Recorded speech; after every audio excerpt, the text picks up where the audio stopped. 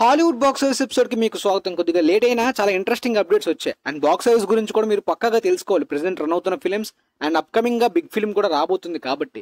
And దానికన్నా ముందు gladiator చూసే ముందు గ్లాడియేటర్ 1 రీక్యాప్ వీడియో వీలైతే ఇవాళ ఈవినింగ్ కి లేదంటే రేపటికి ఖచ్చితంగా పెడతాను. సినిమా ఎల్లుండి రిలీజ్ అవుతుంది కాబట్టి ఎల్లుండి కల్లా మీరు మూవీ చూసే ముందు రీక్యాప్ వీడియో ఖచ్చితంగా ఛానల్లో పెడతాను. సో కంగారేం లేదు. ప్రస్తుతానికి బీటిల్ జూస్ 2 స్టిల్ రన్ అవుతుంది. 451 మిలియన్స్ ని క్రాస్ చేసింది. ప్రీవియస్ వీక్ కి ఈ వీక్ కి 6 మిలియన్స్ ఎక్స్ట్రాగా యాడ్ అయ్యాయి.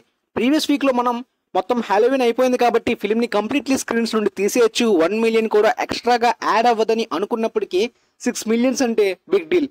ఇంకా ఫిల్మ్ థియేటర్స్ లోనే రన్ అవుతుంది. కాకపోతే ఇప్పుడు నవంబర్ లో బిగ్ ఫిల్మ్స్ వచ్చేసాయి కాబట్టి ఈ నవంబర్ లో ఖాళీ ఉండవు స్క్రీన్స్. సో పక్కాగా నెక్స్ట్ వీక్ అలా తీసేయచ్చు. వికెడ్, గ్లాడియేటర్ 2, రెడ్ 1, మోవానా 2 ఇలా చాలా బిగ్ ఫిల్మ్స్ ఉన్నాయి కాబట్టి. ఇక ట్రాన్స్ఫార్మర్స్ 1 వీడియో ఆన్ డిమాండ్ వచ్చిన తర్వాత యానిమేటెడ్ ఫిల్మ్స్ కి కాస్త యూజ్ ఉంటుంది కదా, బట్ ఈ ఫిల్మ్ కి అలాంటి యూజ్ ఏమీ లేదు. 129 మిలియన్స్ తోటి ఫైనల్ రన్ ని కంప్లీట్ చేసుకుంది. ఆల్మోస్ట్ యానిమేషన్ స్క్రీన్స్ కానీ ఫ్యామిలీస్ పాపులేషన్ అంతా కూడా ఆల్రెడీ ద వైల్డ్ రోబోట్ ని చూస్ చేసుకుంటున్నారు కాబట్టి ఎప్పుడో ఈ ఫిల్మ్ యొక్క థియేట్రికల్ రన్ ఆగిపోయింది. కొన్ని కంట్రీస్ లో ప్రీవియస్ వీక్ నే రిలీజ్ చేశారు అంతే.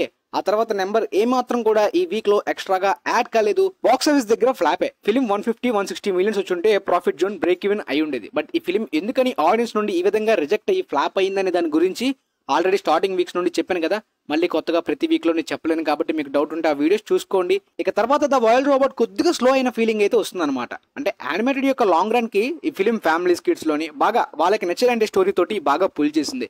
కానీ వీడియో ఆన్ డిమాండ్ రావడం వల్లనేమో ఈ ఫిల్మ్ కి ఇంకాస్త లాంగ్ రన్ ఉంటుందని ఎక్స్పెక్ట్ చేశా, బట్ అంత హెవీ లాంగ్ రన్ కనిపించట్లేదు. కేవలం 22 మిలియన్స్ మాత్రమే ప్రీవియస్ వీక్ కి ఈ వీక్ కి యాడ్ చేసుకుంది. 350 మిలియన్స్ ని ఈజీగా క్రాస్ చేస్తుందని వైబ్స్ కనిపించాయి. బట్ ప్రస్తుతానికి ఛాన్స్ ఉంది కదా బ్రో అంటే నెక్స్ట్ వీక్ లో చూడాలి. ఎందుకంటే బిగ్ ఫిల్మ్స్ వస్తున్నాయి, స్క్రీన్స్ యొక్క ఇష్యూ ఉంటుంది. దానికి తోడు మోవానా 2 వచ్చేలోపు ఈ ఫిల్మ్ దాన్ని అచీవ్ చేయాలి. మోవానా 2 వచ్చిన తర్వాత కంప్లీట్లీ ఫ్యామిలీస్ కానీ కిడ్స్ పాపులేషన్ కానీ స్క్రీన్స్ అన్ని యానిమేటెడ్ కి సంబంధించి అటు వెళ్ళిపోతాయి. ఇక జోకర్ 2 గురించి ప్రీవియస్ వీక్ లో నేనైతే మాత్రం అప్డేట్ అవ్వని డేటాని మీకు చెప్పేసాను తొందరలో. నేను సరిగ్గా చూసుకోలేదు. నిజానికి తర్వాత చెక్ చేసిన తర్వాత ఆ డేటా బాక్స్ ఆఫీస్ అనేది అప్డేట్ కాలేదు. అందువల్లనే ప్రీవియస్ వీక్ కి ఈ వీక్ కి ఎలాంటి నెంబర్స్ కూడా యాడ్ కాలేదన్నమాట. కానీ ఫిలిం ఫైనల్ రన్ లోని ఇంటర్నేషనల్ రిలీజ్ ప్రకారం అంటే డొమెస్టిక్ గా 58 మిలియన్స్ మాత్రమే ఆగిపోయినప్పటికీ ఇంటర్నేషనల్ పుల్ తోటి ప్రపంచవ్యాప్తంగా 265 మిలియన్స్ ని ఇప్పటిదాకా కలెక్ట్ చేసింది.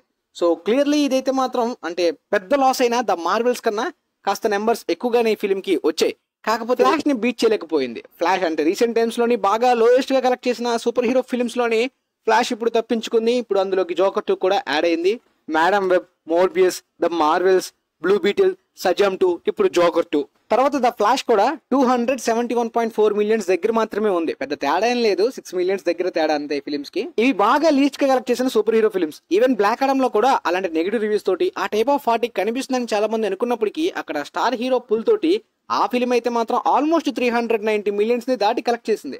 చాలా మంది ఆ టైంలో తక్కువ అంచనా వేసి బాగా ట్రోల్స్ చేసినప్పటికీ ఇప్పుడు క్లియర్ గా సూపర్ హీరో ఫిల్మ్స్ రిజెక్ట్ అయితే ఏ రేంజ్ లో ఉంటుందో క్లియర్ గా కనిపించింది. బట్ బ్లాక్ ఆడమ్ కా టైంలో చైనా, జపాన్ సరిగ్గా రిలీజ్ కాలేదు. ఇక తర్వాత the substance guys previous weeks నుండి చెప్తున్నట్టే చాలా వారాల పాటు ఈ సినిమా వీడియో ఆన్ డిమాండ్ లోకి వచ్చిన తర్వాత కూడా అదే విధంగా పర్ఫామ్ చేస్తుంది. 48 మిలియన్స్ అంటే ప్రీవియస్ వీక్ కి ఈ వీక్ కి మరొక 5 మిలియన్స్ ని కూడా యాడ్ చేసుకుని స్టిల్ కంటిన్యూ అవుతుంది. హాలోవిన్ అయిన తర్వాత కూడా ఈ అన్ని ఫిల్మ్స్ కి ఇంకా అడ్వాంటేజ్ క్లియర్ గా కనిపిస్తుంది. ఈవెన్ టెరిఫైర్ 3 లో కూడా ఆ హాలోవిన్ అయిపోయిన తర్వాత అడ్వాంటేజ్ థియేట్రికల్ రన్ లోని క్లియర్ గా కనిపిస్తుంది. కనీసం 1 మిలియన్ కాదు కదా, 500K బడ్జెట్ కూడా పెట్టుకోలేని ఇండిపెండెంట్ సిచ్యువేషన్ లోని ఆల్మోస్ట్ ఫండ్స్ కలెక్ట్ చేసి తీసిన టెరిఫైర్ 1 ఇప్పుడు ఆ ఫ్రాంచైజ్ సక్సెస్ అవుతూ థర్డ్ పార్ట్ తోటి ఈ రేంజ్ వరకు రీచ్ వచ్చింది.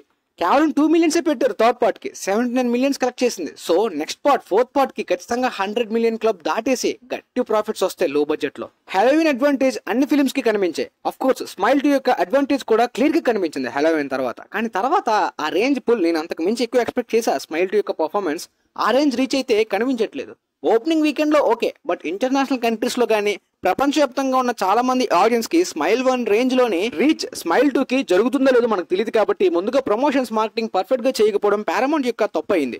తర్వాత రిలీజ్ అయిన తర్వాత మొన్న కొత్త రకమైన ప్రమోషనల్ మార్కెటింగ్ ట్రిక్ ని కూడా ట్రై చేశారు, బట్ వర్క్ కాలే. వెనమ్ 3 వల్ల స్క్రీన్ క్లాష్ యొక్క ఇబ్బంది కేవలం సెకండ్ వీకెండ్ లో మాత్రమే కనిపిస్తుంది అనుకున్నాను. హాలోవిన్ వల్ల థర్డ్ వీక్ యొక్క అడ్వాంటేజ్ వాడుకున్నప్పటికీ ఈ ఫోర్త్ వీక్ లోని కేవలం 14 మిలియన్స్ మాత్రమే సినిమా కలెక్ట్ చేసింది. నార్త్ అమెరికాలోని ఇబ్బంది అయింది అనమాట. సో చాలా కంట్రీస్ లోని పక్కన పెట్టేసి ఇంటర్నేషనల్ గా వేరుగానే నార్త్ అమెరికాలోని సమ్ టైమ్స్ ఓపెనింగ్ టార్గెట్ ఎక్కువగా చేయాలి. క్లాష్ ఉంటే తర్వాత లాంగ్ రన్ లో ఆడడం అనేది చాలా రేర్ గా జరుగుతూ ఉంటుంది. ముఖ్యంగా హారర్ జానరా హాలోవిన్ అయిపోయిన తర్వాత అంత పెద్దగా పట్టించుకోరు.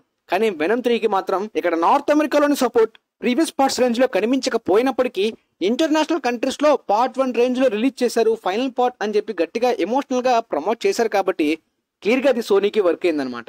International countries even Jurassic world యొక్క డొమినియన్ ఫిలిం కూడా ఫైనల్ పార్ట్ కాబట్టి ఎంత నెగిటివ్ రివ్యూస్ వచ్చినా వదిలిపెట్టకుండా చూశారు, 1 బిలియన్ కొట్టారు. ఇండియాలో యూజువల్ గా ఫ్రాంచైజ్ ఫిల్మ్స్ కి హైప్ ఉన్న ఫిల్మ్స్ కి నెగిటివ్ రివ్యూస్ వచ్చిన లైక్ థోర్ 4 గానీ ఫాస్ట్ 10 గానీ చాలా ఫిల్మ్స్ ఆడేస్తూ ఉంటే వెనమ్ 3కి కూడా ఆ టైప్ ఆఫ్ హైప్ క్లియర్ గా కనిపించింది ప్రీమియర్స్ నుండి. అయితే ఈ ఫిల్మ్ ఫైనల్ రన్ లోని 46 crore net and 57 crore gross ని ఇండియాలో కలెక్ట్ చేసింది. ప్రీవియస్ పార్ట్స్ కి ఇంత రెవెన్యూ రాలేదు కదా, వెనమ్ 2కి బాగా వచ్చి ఉండేది. కానీ ఆ టైంలో మనకి లాక్డౌన్ లిమిటెడ్ పర్సెంటేజ్ ని మాత్రమే అలౌ చేశారు అనుకుంటా ఆ టైంలోని. పోతే ఇక చైనాలో ఈ సినిమాకి 84 million వరకు కలెక్షన్స్ వచ్చాయి, $84 million, అండ్ నార్త్ అమెరికాలోని $114 million. డిఫరెన్స్ అయితే డాలర్స్ లో కాస్త నార్త్ అమెరికాలోని కనిపించవచ్చు ప్రీవియస్ గా హాలోవిన్ అడ్వాంటేజ్ తోటి. కానీ ఫుట్ ఫాల్స్ లోని చైనాకి ఎక్కువ వస్తాయి అనమాట. ఎందుకంటే చైనా టికెట్ రేట్స్ అనేవి నార్త్ అమెరికా కన్నా డిఫరెన్స్ ఉంటుంది కాబట్టి చాలా హాలీవుడ్ కి ఇక్కడ నుండి ఎక్కువ జనాలు చూస్తారు. ప్రతి ప్రపంచవ్యాప్తంగా 394 million ఇప్పటిదాకా కలెక్ట్ చేసింది. ప్రీవియస్ వీక్ కి ఈ వీక్ కి 77 million ని ఎక్స్ట్రాగా యాడ్ చేసుకుంది. మేబీ ఈ వీక్ ప్రపంచవ్యాప్తంగా ఒక 50-45 million వరకు పడచ్చు. కొత్త ఫిల్మ్స్ వస్తున్నాయి కాబట్టి ఇంకా ఎక్కువ పడచ్చు, ఏదైనా జరగచ్చు. ఆ తర్వాత ఫైనల్ రన్ మాత్రం కొంతమంది ప్రిడిక్షన్స్ ప్రకారం స్టిల్ 500 million క్రాస్ చేయొచ్చు అని చెప్పి అనుకుంటున్నారు. అంటే ప్రిడిక్షన్స్ ఆ విధంగా వస్తున్నాయి. వెనమ్ 2ని దాటొచ్చు అని కూడా అనుకుంటున్నారు, కానీ అది కొద్దిగా కష్టమేమో అనిపిస్తుంది. మేబీ ఈ కొత్త ఫిలిమ్స్ వల్ల కాస్త ప్రెషర్ పడినా సరే ఈ ఫిలిం కి ప్రస్తుతానికి ఆల్మోస్ట్ రన్ అయిపోయినట్టే కనిపిస్తుంది. ఇప్పటివరకు చూసిన వాళ్ళు చూశారు.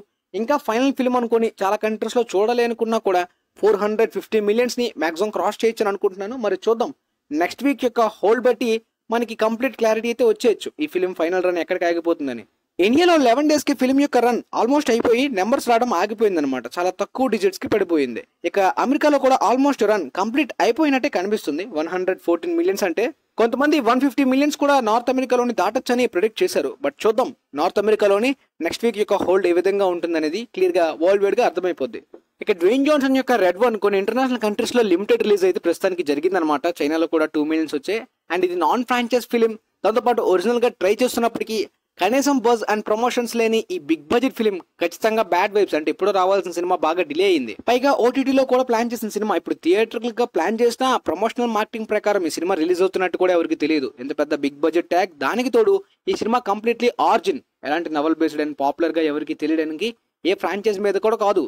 అండ్ ఈ నవంబర్ లో బిగ్ ఫిల్మ్స్ ఉన్నాయి, అవన్నీ బాగా popular franchise and popular names. ఈ నాన్ పాపులర్ ఫిల్మ్ ఖచ్చితంగా ఫ్లాప్ అయ్యే వైబ్స్ క్లియర్ గా ఉన్నాయి క్లాష్ మధ్యలోనే. ఈవెన్ ఆయన స్టార్డమ్ కూడా సేవ్ చేయలేదు. మొవానా 2 తోటి ఆయన సేఫ్ అయిపోతాడు. కాకపోతే ఈ సినిమాకి రివ్యూస్ యునానిమస్ గా పాజిటివ్ గా వస్తే ఏమైనా సాధ్యపడచ్చు. కానీ ఫిలిం రివ్యూస్ కూడా ఆల్మోస్ట్ మిక్స్డ్ ఆల్రెడీ స్టార్ట్ అయింది కాబట్టి బ్యాడ్ వైబ్సే. నవంబర్ 15th ఈ ఫిలిం నార్త్ అమెరికాలో రిలీజ్ అవుతుంది రెడ్ 1. ప్రెసెంట్ గ్లాడియేటర్ 2 ఈ నవంబర్ 15th యూకేలోని ఇండియాలోని కొన్ని కంట్రీస్ లో రిలీజ్ అవుతుంది, కానీ నార్త్ అమెరికాలోని రిలీజ్ కావట్లేదు. ఈ రెడ్ 1 ఫిలిం ఉంది కాబట్టి ఈ నవంబర్ 22న ఈ గ్లాడియేటర్ 2 నార్త్ అమెరికాలోని రిలీజ్ కాబోతుంది. ఎంఎంఏ ఫైటర్ మార్క్ యొక్క బయోపిక్ ని A24 ఫిలిమ్స్ ద్వారా ఒక గ్రౌండెడ్ లెవెల్లోని లో బడ్జెట్ లోని డ్రామా మీద, క్యారెక్టర్ మీద, యాక్టింగ్ మీద ఫోకస్ చేసేలాంటి ఫిలిం లోని డ్వేన్ జాన్సన్ యాక్టింగ్ చేస్తున్న విషయం మనకు తెలిసిందే. డ్వేన్ జాన్సన్ రాక్ అంటే సిల్వర్ స్క్రీన్ మీద బిగ్ మసిల్స్ తోటి విలన్స్ ని ఎగరగొట్టేలాంటి ఫైట్స్ తోటి హెవీ స్మాష్ ని హల్క్ లాగా చూపించేలాంటి స్క్రీన్ ప్రెజెన్స్ యాక్షన్ ఫిల్మ్స్ ఇప్పటిదాకా చేసిన ఆయన ఇప్పుడు కమర్షియల్ గా కూడా అంత మంచి ఫామ్ లో లేని టైంలోనే కంప్లీట్లీ కమర్షియల్ జోన్ వదిలేసేలాంటి యాక్టింగ్ రోల్ లోని మొదటిసారిగా ప్రయత్నిస్తున్నారు ఆయన కెరీర్ లోని. దాని గురించి ఒక ఇంటర్వ్యూ అడగగా ఇది నా కెరీర్ కే బిగ్గెస్ట్ ఛాలెంజ్. ఆయన కెరీర్ లోని మోస్ట్లీ ఒక స్పోర్ట్స్ డ్రామా గానీ లేదంటే కామెడీ ఎంటర్టైనింగ్ ఫ్యామిలీ రోల్స్ చేశారు తప్పించి క్లియర్ గా యాక్టింగ్ స్కోప్ ఉండేలాంటి ఆ టైప్ ఆఫ్ ఫోకస్ పెట్టేలాంటి ఫిల్మ్స్ రోల్స్ చేయలేదు. సో ఇది ఆయన కెరీర్ లో మొదటిసారి కాబట్టి బిగ్గెస్ట్ ఛాలెంజ్ గా బెన్ సాఫ్డీ గారి డైరెక్షన్ లోని కాస్త ట్రైనింగ్ ఎక్కువగా ఫోకస్ పెడుతూ చేస్తున్నందుకు నాకు ఇలాంటి ఫిల్మ్స్ మరికొన్ని చేయాలనే ఆసక్తి కూడా పెరిగింది. ఖచ్చితంగా ఫ్యూచర్ లోని చేస్తాను. ఈ వర్క్ అయితే మాత్రం నాకు నిజంగా హార్డ్ వర్క్ బాగా నచ్చింది అని ఆయన తెలిపారు. A24 అనేది చాలా మంచి కంటెంట్ ని ప్రొడక్ట్స్ ని ఇస్తున్నప్పటికీ సరిగ్గా ప్రాపర్ రిలీజ్ కూడా నార్త్ అమెరికాలోని చేయరు. స్క్రీన్స్ ఉండవు అనమాట వాళ్ళకి. ఈవెన్ ఆస్కార్స్ కూడా బాగా లేట్ గా సబ్మిట్ చేస్తారు. దానివల్ల అవార్డ్స్ కూడా ఎక్కువగా రావు. లో బడ్జెట్స్ లో ఫాస్ట్ గా చాలా ఫిల్మ్స్ తీస్తారు వీళ్ళు. కానీ క్రిటికల్ అక్లైమ్డ్ ఫిల్మ్స్ ఈ బ్యానర్ లో చాలా ఎక్కువ వస్తాయి. చాలా మంది మూవీ లవర్స్ కి A24 ఫిల్మ్ అంటే ఒక ఆసక్తి పెరుగుతుంది. మరి చూద్దాం ఈ ఫిల్మ్ ని ఆన్లైన్ లో టార్గెట్ చేస్తారా, థియేటర్లు గా టార్గెట్ చేస్తారా, ప్రమోషన్స్ ఉంటాయా, రిలీజ్ ఉంటుందా లేదో చూద్దాం. ఎందుకంటే A24 లో ఇప్పటిదాకా ఇంత పెద్ద స్టార్ ని తీసుకోలేదు అనుకుంటా. మరి దా స్మాషింగ్ మిషన్ ని ఆ స్టార్ కి తగ్గట్టు రిలీజ్ చేస్తారా, లేదంటే రెగ్యులర్ గా వాళ్ళ A24 బ్యానర్ కి తగ్గ రిలీజ్ చేస్తారా చూడాలి. ఏదైనా ఈ కాంబినేషన్ ఎలాంటిదంటే సల్మాన్ ఖాన్ వచ్చి రాజ్ కుమార్ హిరానీ లాంటి డ్రామా జానర్ లో వర్క్ చేస్తున్నట్టు, రాక్ A24. మరి చూడాలి డ్వేన్ జాన్సన్ ఆయన యాక్టింగ్ ని ఏ విధంగా ప్రూవ్ చేసుకుంటారో. అప్కమింగ్ గా లియోనార్డో డికాప్రియో గారు పాల్ థామస్ ఆండర్సన్ తోటి కలిసి పనిచేయబోతున్న ఆ ఫిల్మ్ యొక్క టైటిల్ ని జాన్రాని అనౌన్స్ చేయలేదు కానీ పాల్ థామస్ ఆండర్సన్ గారు ఆయన కెరీర్ లోనే మోస్ట్ ఎక్స్పెన్సివ్ ప్రాజెక్ట్ గా తీయబోతున్న ఫిల్మ్ అన్నారు. నాకు ఆయన కెరీర్ లోని డానియల్ డే లూయిస్ తో కలిసి తీసిన there will be blood film చాలా బాగా ఇష్టం. ఆ రేంజ్ ఫిల్మ్ ఇస్తే మాత్రం ఇక వేరే లెవెల్ ఉంటుంది ఈ ఫిల్మ్. సెట్ ఫోటోస్ లోని చాలా డిఫరెంట్ లుక్స్ అయితే బయటపడుతున్నాయి. ఇక్కడ ఈ సెట్ ఫోటోస్ ప్రకారం ఇది డికాప్రియో గారి క్యారెక్టర్ అండ్ ఆయన కూతురు క్యారెక్టర్ అని చెప్తున్నారు. ఫిల్మ్ యొక్క టైం లైన్ కొంతమంది 1960s అంటున్నారు, మరికొంతమంది 1980s అంటున్నారు, మరికొంతమంది ప్రెసెంట్ టైం లైన్ యొక్క సీన్స్ కూడా ఉన్నాయి అంటున్నారు. మేబీ ఈ టైం లైన్ జంపింగ్స్ వల్ల బడ్జెట్ కాస్త పెరుగుతుందా లేదా అనేది చూడాలి. ఏదైనా సరే డికాప్రియో గారి కెరీర్ లోని ఆల్మోస్ట్ 16 years తర్వాత killers of the flower moon లాంటి డ్రామా జాన్రా 3 hours డ్యూరేషన్ తో వర్క్ కాలేదు బాక్స్ ఆఫీస్ దగ్గర. ప్రెసెంట్ డ్రామా జాన్రా 40 మాత్రమే కాదు, ఆ సినిమా ఓటీటీలో రిలీజ్ అవ్వాలి, చాలా డిలే చేసేసారు. స్కోర్సెసీ గారు బాగా పెండింగ్ చేసేసి సడన్ గా థియేట్రికల్ రిలీజ్ అనౌన్స్ చేయడం, మార్కెటింగ్ లేకుండా, ప్రాపర్ ఇంటర్నేషనల్ రిలీజ్ లేకుండా ఇబ్బంది అయింది. డికాప్రియో గారు ఎలాంటి జాన్రా చేసినా క్రౌడ్ పుల్ బాగా అయ్యి బాక్స్ ఆఫీస్ సక్సెస్ వల్ల ఆయన శాలరీస్ హెవీ డిమాండ్ ఉంటుంది. కానీ ఈ ఫిల్మ్ కి ఆయన శాలరీతో పాటు బాక్స్ ఆఫీస్ లో కూడా ఒకవేళ సక్సెస్ అయితే ఆ విధంగా పర్సంటేజ్ డీల్ ని కూడా కుదుర్చుకున్నారంట. ఓటీటీ ఫిల్మ్ అయిన నెట్ఫ్లిక్స్ డోంట్ లుక్అప్ టైంలోనే 30-35 millions దగ్గర తీసుకున్నారు శాలరీ. అయితే లాస్ట్ అప్డేట్ ప్రకారం ఈ ఫిల్మ్ షూటింగ్ ఎండ్ అయ్యేసరికి ఒక బిగ్గెస్ట్ కార్ చేసింగ్ సీక్వెన్స్ ని, బ్లాస్ట్ సీక్వెన్స్ ని అయితే షూట్ చేశారంట. దానికి కాస్త బడ్జెట్ ఎక్కువైందేమో, క్లైమాక్స్ అని చాలా మంది అంటున్నారు. ఆ చాలా మంది చూసిన వాళ్ళు ఫొటోస్ కూడా తీశారనమాట. అలా క్రాష్ అయిపోయిన ఒక కారు వైపు డికాప్రియో గారు నించొని షూట్ చేస్తున్న సీన్ ని కూడా already set photos and videos కూడా లీక్ అయ్యాయి. షూటింగ్ అయిపోయిన ఈ ఫిల్మ్ యొక్క టైటిల్ జాన్రా ఎందుకు రివీల్ చేయట్లేదో తెలియట్లేదు కానీ ఈ film next year August 8th release చేసుకుంటున్నారు. మరి చూడాలి పాల్ థామస్ ఆండర్సన్ గారు ఈ విధంగా కాస్త బడ్జెట్ ని ఎక్కువ పెట్టుకుంటూ ఈ విధంగా కంటెంట్ టైప్ ఆఫ్ జాన్రాలో ఏం ప్లాన్ చేశారు. ఇంతవరకు జాన్రాని టైటిల్ ఎందుకు అనౌన్స్ చేయలేదో తర్వాత తెలుస్తుంది.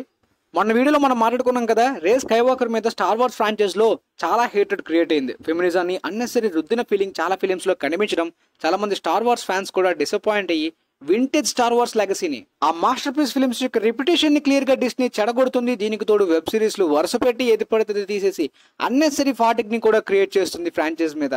చివరిగా మొత్తానికి ఒక ప్రాపర్ మ్యాండలోరియన్ లైవ్ యాక్షన్ ప్రాజెక్ట్ అన్నందుకే చాలా మంది హ్యాపీగా ఫీల్ అయ్యారు. రే స్కైవాకర్ యొక్క ప్రాజెక్ట్ ఉందనగానే కాస్త మంది భయపడుతున్నారు. ఎందుకంటే లాస్ట్ గా వచ్చిన Star Wars films negative reviews, mixed reviews వచ్చిన 1 billion పక్కాగా ఈజీగా కొట్టేస్తాయి. అందులో 90% నార్త్ అమెరికా కాంట్రిబ్యూషనే. Recent Star Wars web series చాలా మంది ఫెమినిజం బాయ్కాట్ కిందగా చాలా మంది చూడట్లేదనే కారణంతో లూకాస్ ఫిల్మ్ ప్రెసిడెంట్ అయిన ఆమె కూడా రియాక్ట్ అయింది. లేడీస్ క్యారెక్టర్స్ ని ఎందుకు హేట్ చేస్తున్నారు, అన్నెసరీ హేటెడ్ ఉంది ఫీమేల్ స్టార్ వార్స్ క్యారెక్టర్స్ కి. క్రియేటివిటీని ఈ విధంగా డిస్టర్బ్ చేస్తే ఫ్రీడమ్ గా ప్రాపర్ గా ఒక కంటెంట్ ని చూడలేరు, ఫిల్మ్ లవర్సే కాదు అన్నట్టు ఒక స్టేట్మెంట్ కూడా ఇచ్చారు. నిజానికి ఆమెని లూకాస్ ఫిల్మ్ ప్రెసిడెంట్ గా మార్చేసి కొత్త వాళ్ళని చూస్ చేసుకుంటే అప్పుడు బాగుపడుతుందేమో స్టార్ వార్స్. నేను లాస్ట్ గా బాగా ఎంజాయ్ చేసిన ఒక మాస్టర్ పీస్ అనే ఫీల్ వచ్చేలాంటి Star Wars film Rogue One అనమాట. సో మళ్ళీ ఆ రేంజ్ ఫిల్మ్ వస్తుందో మ్యాండలోరియన్ తోటి చూద్దాం. మ్యాండలోరియన్ సిరీస్ అయితే నాకు బాగా నచ్చింది సీజన్ 1, ఆ రేంజ్ ఎక్స్పెక్ట్ చేస్తున్నా.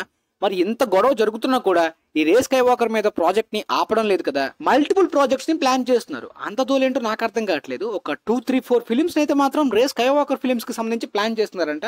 అందులో ఏది మొదటిగా రిలీజ్ చేస్తారో తర్వాత అప్డేట్ నెక్స్ట్ ఇయర్ రావచ్చంట. ఏంటో ఖచ్చితంగా ఒక ఫిలిం బాయ్కాట్ మొన్న ఫ్యూరియోసాకి జరిగినట్టు జరిగితే అప్పుడు కానీ స్టూడియోస్ కి బుద్ధి రాదనమాట. ఫ్యూరియోసా కంటెంట్ చాలా బాగుంటుంది, అయినా జనాలు బ్లైండ్ గా ఫెమినిజం అంటూ హేటెడ్ తోటి రిజెక్ట్ చేశారు. కానీ ఇలాంటి ఫిలిమ్స్ జరిగితే గానీ అప్పుడు తెలిసి వస్తుంది ఫ్యాన్స్ కి ఏం కావాలి, ఏమి ఇవ్వాలని. And Disney CEO Bob Iger గారు కూడా ఆ పదవి నుండి తప్పుకుంటున్నారు. ఆ సీఈఓ పదవికి కొత్త వ్యక్తి ఎవరు వస్తారనేది నెక్స్ట్ ఇయర్ అప్డేట్ రావచ్చంట. 2026 లోని కొత్త డిస్నీ సీఈఓ కూడా రావచ్చంట. ఈ విధంగా చాలా ఫ్రాంచైజెస్ ఫిలిమ్స్ లోని కానీ అన్నింటిలోని కూడా మార్పులు జరగడం డిస్నీలోని కామన్ గా అవుతుంది. ముందుగా ఫాక్స్ ఫ్రాంచైజ్ నుండి చాలా ఫ్రాంచైజెస్ కొనిస్తారు, ఫాక్స్ స్టూడియోస్ నుండి. వాటిని ప్రాపర్ గా డిస్నీ వాడుకోవాలి, వేస్ట్ గా పక్కన పడేయకుండా. ఇక మొన్న ఇన్స్టా పోస్ట్ లోని ఎలాన్ మస్క్ గారు టామ్ క్రూజ్ తో కలిసి ఎప్పటి నుండో ప్లాన్ చేసిన స్పేస్ ఎక్స్ యొక్క outer space project, real space లోనే షూట్ చేద్దాం అనుకునే ప్రాజెక్ట్ ఎప్పట్లో హోల్డ్ లో ఉంది కదా.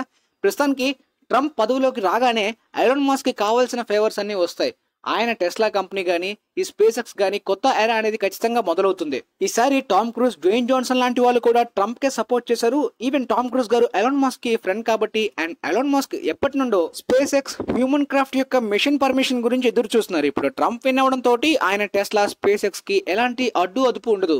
And Christopher McQuarrie already Mission Impossible director నే ఈ స్పేస్ ఎక్స్ ఫిల్మ్ కి కూడా డైరెక్ట్ చేద్దామని చెప్పి టామ్ క్రూజ్ ఆల్రెడీ కన్సిడర్ చేశారనమాట. నాసా టీమ్ తో కలిసి తీయబోతున్న ఈ ఫిల్మ్ అనేది అవుటర్ స్పేస్ లో బిగ్ బడ్జెట్ లో ఉండబోతుంది. ప్రెసెంట్ టామ్ క్రూజ్ గారు వార్నర్ బ్రోస్ తో కలిసి కొన్ని ప్రాజెక్ట్స్ ఫ్రాంచైజెస్ డీల్ కుదుర్చుకున్నారు. ఆ మల్టిపుల్ వార్నర్ బ్రోస్ యొక్క ఫ్రాంచైజెస్ ప్రాజెక్ట్స్ లోని ఖచ్చితంగా స్పేస్ ఎక్స్ యొక్క ప్రాజెక్ట్ కూడా వాళ్ళ డిస్ట్రిబ్యూషన్ అండర్ లోనే ఉండొచ్చు మాక్సిమం. ఇన్వెస్ట్మెంట్ లో ఎలాన్ మస్క్ యొక్క ప్రొడక్షన్ తో పాటు Tom cruise TC production company కూడా ఇన్వాల్వ్ అవ్వచ్చు.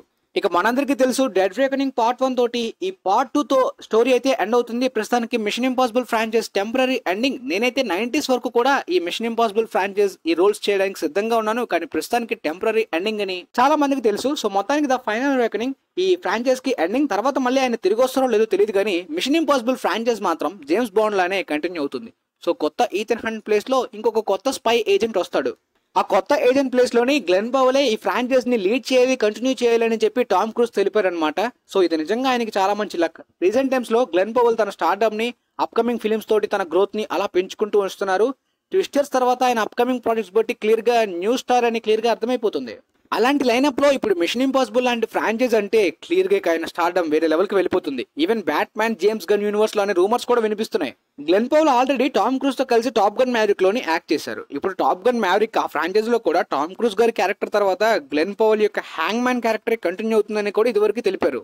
ఈ విధంగా ఆన్లైన్ లో హాలీవుడ్ కి కొత్త టామ్ క్రూజ్ లాంటి స్టార్ దొరికేశారనే కంపారిజన్స్ కూడా మొదలయ్యాయి. నిజానికి 62 ఇయర్స్ ఏజ్ వచ్చిన తర్వాత కూడా క్రౌడ్ పుల్లింగ్ స్టార్డమ్ మెయింటైన్ చేయడం ఈ జనరేషన్ యాక్టర్స్ కి సాధ్యపడదు. కాబట్టి అలాంటి స్టార్స్ ని లాస్ట్ ఆఫ్ ది స్టార్స్ అంటారు. ఈవెన్ ఇండియాలో కూడా ప్రస్తుతానికి ఫ్రాంచైజెస్ గానీ ఐపీఎస్ గానీ ఈ విధంగా వచ్చడం తోటి మూవీ స్టార్స్ క్రౌడ్ పుల్లర్స్ అనే వాళ్ళు రేర్ అయిపోయి ఫ్యూచర్ లో ఉండకపోవచ్చు మూవీ స్టార్స్, కానీ హాలీవుడ్ లో స్టిల్ స్టార్స్ వచ్చేలాంటి పాసిబిలిటీస్ చాలా క్లియర్ గా కనిపిస్తున్నాయి. గ్లెన్ పవల్ ఆల్రెడీ ఫ్రాంచైజెస్ మాత్రమే కాదు డిఫరెంట్ ఇండివిజువల్ ప్రాజెక్ట్స్ ని కూడా సైన్ చేస్తున్నారు. నిజంగా అది ఒక స్టార్డమ్ కి సైన్ లాంటిదే. దాంతోపాటు ఆయన్ని టామ్ క్రూజ్ తో కంపేర్ చేసినట్టు తిమోథీ చాలమే యొక్క స్క్రిప్ట్ సెలెక్షన్ అండ్ పర్ఫార్మెన్సెస్ బట్టి ఈ జనరేషన్ డికాప్రియో అనే కంపారిజన్స్ కూడా ఎప్పటిలో వచ్చాయి. దాంతోపాటు టిమ్కి డికాప్రియో గారు ఒక ఐడల్ లాంటి వాళ్ళు స్క్రిప్ట్ సెలెక్షన్ లోని చాలా సజెషన్స్ కూడా ఆల్రెడీ ఇచ్చారు. లుక్స్ పరంగా కూడా ఆన్లైన్ లో చాలా కంపారిజన్స్ ఎప్పటిలో జరుగుతుంటేలే. దీంతో పాటు రాయన్ గాస్లింగ్ గారిని సిగ్మా గాస్లింగ్ అని పిలవడం గానీ, లిటరల్లీ మీ యొక్క మీమ్స్ గానీ, బాయ్స్ ఫ్యాన్ బేస్ తో పాటు ఈక్వల్ గా గర్ల్స్ ఫాలోయింగ్ కూడా గట్టిగా ఉండడం, ఈక్వల్ గా ఈ సిగ్మా అనే టైటిల్ అనేది ఒకప్పుడు బ్రాడ్ పిట్ గారిది, ఇప్పుడు ఈయనకు వచ్చింది. కానీ రాక్, డ్వేన్ జాన్సన్ ని, బిల్ స్మిత్ ని అండ్ క్రిస్టియన్ బేల్ ని వీళ్ళని రిప్లేస్ చేసేలాంటి యాక్టర్స్ ఇంకా రాలేదనుకుంటా. కానీ ఆస్టిన్ బట్లర్ ని జానీ డెప్ తో కంపారిజన్స్ ఎప్పటిలో మొదలైపోయాయి. ముఖ్యంగా pirates of the Caribbean reboot అనేది డిస్నీలో వర్క్ అవుతుంది. అది ఆస్టిన్ బట్లర్ చేయబోతున్నారనే రూమర్స్ వచ్చినప్పటి నుండే కాదు, అంతకు ముందు నుండి కూడా. అయితే ఆస్టిన్ బట్లర్ ఆల్రెడీ రిప్లై ఇచ్చేసారనమాట. ఏమో నాకైతే తెలీదు, నేనైతే వినలేదు అన్నట్టు మాట్లాడారు. So Disney pirates of the Caribbean ని లేడీతో కాకుండా ఒక మేల్ యాక్టర్ తో రిప్లేస్ చేద్దాం అనుకుంటే ఆస్టిన్ బట్లర్ కన్నా జానీ డెప్ ని రిప్లేస్ చేయడానికి బెస్ట్ ఆప్షనే లేదు. చాలా మంచి నటుడు అండ్ రీసెంట్ గా బాగా రైజ్ అవుతున్నాడు. మరి ఆయన అయితే నాకేం తెలియదు అంటున్నాడు. మరి డిస్నీ ఈ pirates of the Caribbean reboot ని ఏ యాక్టర్ తోటి ఎవరితో ప్లాన్ చేస్తుందో రీబూట్ లో మరి చూడాలి. నెక్స్ట్ ఇయర్ షూటింగ్ అయితే మొదలైపోతుందంట. మరి నెక్స్ట్ ఇయర్ షూటింగ్ మొదలయ్యే ముందు కాస్టింగ్ ఎవరిని తీసుకున్నారనే క్లారిటీ లేదు. చూద్దాం మరి నెక్స్ట్ ఇయర్ ఏం సర్ప్రైజ్ ప్లాన్ చేశారో. రీబూట్ కాబట్టి జానీ డెప్ ని మళ్ళీ తిరిగి తీసుకురావడం కష్టం, ఆయన ఏజ్ అయిపోయింది. దాంతోపాటు ఆయన మళ్ళీ తిరిగి వచ్చే సంకేతాలు కూడా ఎక్కడ కూడా లేవు, ఎలాంటి అప్డేట్స్ లేవు. కానీ ఇంకొక ఫ్యూ ఫిల్మ్స్ తో రిటైర్మెంట్ కి రెడీ అవుతున్న డెనిల్ వాషింగ్టన్ గారు గ్లాడియేటర్ 2 తోటి ఆల్రెడీ అద్భుతమైన అప్రిషియేషన్ ని పొందుతున్నారు. అయితే ఆయన కెరీర్ ఎండ్ అయ్యే లోపు కొన్ని ప్రాజెక్ట్స్ అయితే నేను చేస్తున్నా అని చెప్పారు. వాటిలో ముఖ్యంగా బ్లాక్ ప్యాంథర్ ఫిల్మ్ ని రాయన్ కోగ్లర్ రాస్తున్నారు. బ్లాక్ ప్యాంథర్ థర్డ్ పార్ట్ అని కూడా ఆయన చెప్పడం బాగా సెన్సేషన్ అయింది. ఆయనకి ఏ పాత్ర ఇస్తారో మనకు తెలియదు. నిజానికి బ్లాక్ ప్యాంథర్ థర్డ్ పార్ట్ చాలా మంది ప్రీక్వెల్ అంటున్నారు కూడా. అంటే డెనిల్ వాషింగ్టన్ లాంటి సీనియర్ గా ఇలాంటి లెజెండరీ యాక్టర్ ని చాలా మంది దోర్మాము విలన్ అని డాక్టర్ స్ట్రేంజ్ థర్డ్ పార్ట్ యొక్క ప్లాట్ రూమర్స్ వచ్చినప్పటికీ ఇప్పుడు బ్లాక్ ప్యాంథర్ కాబట్టి రాయన్ కుగ్లర్ గారు ఆ ఏన్షియంట్ బ్లాక్ ప్యాంథర్ క్యారెక్టర్ ఇస్తారేమో చూడాలి. ప్రీవియస్ వీడియోలో ఆల్రెడీ మీకు హ్యారీ పాటర్ రీబూట్ గురించి చెప్పాను కదా, ఆ కాస్టింగ్ మొదలవుతుందని చెప్పాను కదా. అందులో మొదటి కాస్టింగ్ డంబుల్డోర్ కాస్టింగ్ అయితే మాత్రం ఆస్కార్ విన్నర్ మార్క్ వైలెన్స్ గారు అయితే మాత్రం డంబుల్డోర్ ఈ Harry Potter reboot HBO series లో చేస్తున్నట్టయితే మాత్రం కాస్టింగ్ కన్ఫర్మేషన్ రీసెంట్ గా జాయిన్ అయ్యారు. నవల్కి ఒక సీజన్ చెప్పున 7 సీజన్స్ ని ప్లాన్ చేసుకున్న ఈ reboot HBO Harry Potter series లోని మరి హ్యారీ పాటర్ గా హెర్మాయిన్ ని, వోల్డిమార్ట్ ని ఈ క్యారెక్టర్స్ ని ఎవరిని కాస్ట్ చేసుకుంటారో చూడాలి. మెల్లిమెల్లిగా అప్డేట్స్ అయితే వస్తాయి. ప్రస్తుతానికి నేనైతే పెంగ్విన్ కి సంబంధించి 5 ఎపిసోడ్స్ మాత్రమే చూసాను. అగతా ఆల్ అలాంగ్ 4 ఎపిసోడ్స్ మాత్రమే చూసాను. అదైతే నాకు ఎక్కట్లేదని చెప్పి కంటిన్యూషన్ ఆపేశాను. కానీ పెంగ్విన్ ఈ 5 ఎపిసోడ్స్ మాత్రం వేరే లెవెల్ కిక్ ఇచ్చే. నాకు టైం దొరకట్లేదు వెబ్ సిరీస్ కి, కానీ చాలా చాలా చాలా బాగా నచ్చింది. ఈ క్రైమ్ గ్యాంగ్స్టర్ డ్రామా జానర్లో అయితే మాత్రం one of the best TV shows ever అని క్లియర్ గా చెప్పేయచ్చు అనమాట. ఆ రైటింగ్స్ గానీ పర్ఫార్మెన్స్ గానీ చాలా చాలా అద్భుతం. వింటేజ్ గ్యాంగ్స్టర్ ఫిల్మ్స్ వైబ్స్ తో పాటు కన్నింగ్ మైండ్ గేమ్ యొక్క పెంగ్విన్ క్యారెక్టర్ ని అద్భుతంగా వాడుకున్నారు. సో మ్యాట్రిక్స్ మీద, బ్యాట్మ్యాన్ ఫ్రాంచైజ్ మీద ట్రిపుల్ హైప్ అయింది. ఫుల్ నమ్మకం పెరిగింది ఈ రేంజ్ కంటెంట్ ని వర్క్ ని ఇస్తే. సో నా రివ్యూ లేట్ అవుతుందని చెప్పి సీజన్ 1 గురించి వెయిట్ చేస్తే ఈ ఇయర్ లోనే వన్ ఆఫ్ ది బెస్ట్ షోని మీరు మిస్ అయినట్టే. సో మిస్ అవ్వకుండా చూడండి. అండ్ సీజన్ 2 కూడా ఆల్రెడీ ప్లాన్ చేశారంట.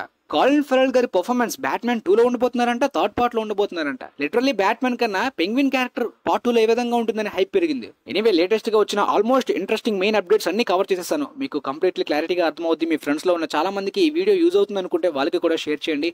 And thanks for watching guys.